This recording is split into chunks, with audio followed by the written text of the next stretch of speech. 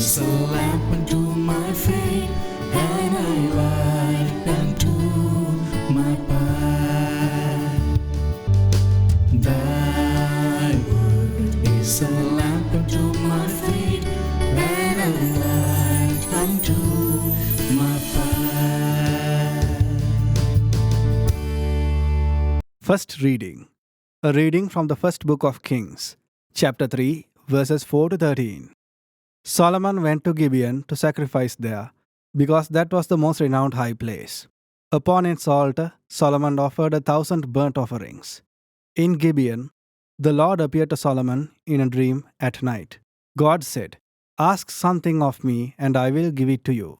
Solomon answered, "You have shown great favor to your servant, my father David, because he behaved faithfully toward you, with justice and an upright heart. And you have continued this great favor toward him, even today, seating a son of his on his throne. O Lord my God, you have made me your servant, king to succeed my father David. But I am a mere youth, not knowing at all how to act. I serve you in the midst of the people whom you have chosen, a people so vast that it cannot be numbered or counted. Give your servant, therefore, an understanding heart, to judge your people and to distinguish right from wrong. For who is able to govern this vast people of yours?" The Lord was pleased that Solomon made this request. So God said to him, "Because you have asked for this, not for a long life for yourself, nor for riches, nor for the life of your enemies, but for understanding, so that you may know what is right, I do as you requested. I give you a heart so wise and understanding that there has never been anyone like you up to now, and after you there will come no one equal to you. In addition, I give you what you have not asked for, such riches and glory that among kings there is not your like." The word of the Lord. A reading from the Holy Gospel of St. Mark, chapter 6, verses 30 to 34.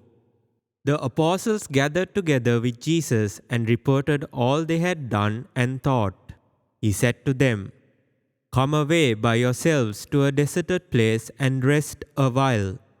People were coming and going in great numbers, and they had no opportunity to even eat.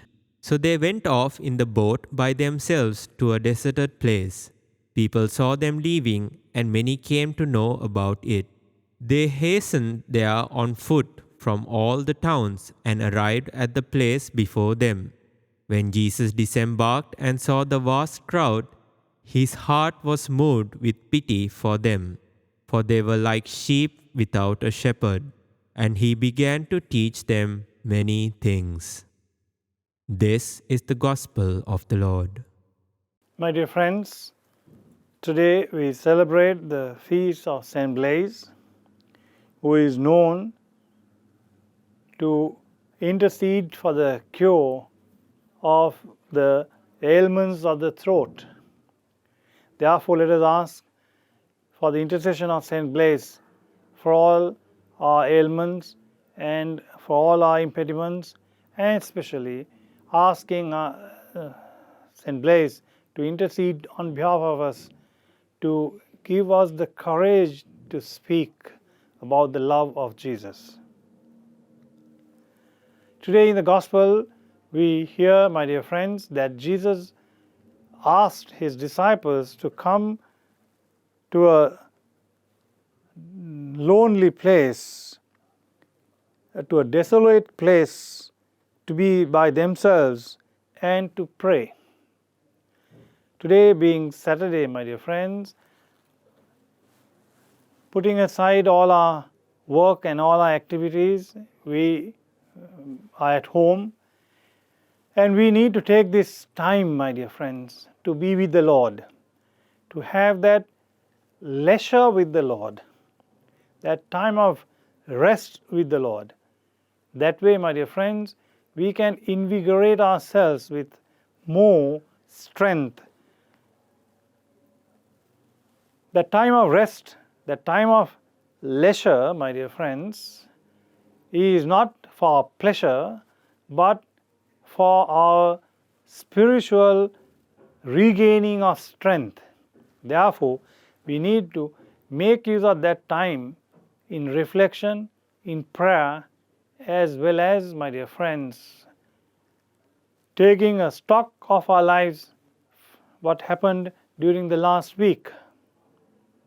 We are called upon to have that mini retreat, small retreat in our lives every weekend, so that we will be better prepared for the day of the Lord and for the fresh week's activities. Let us learn from Jesus.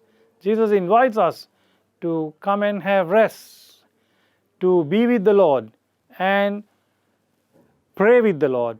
Therefore, let us take this time on this Saturday to reflect, pray, and be re-strengthened.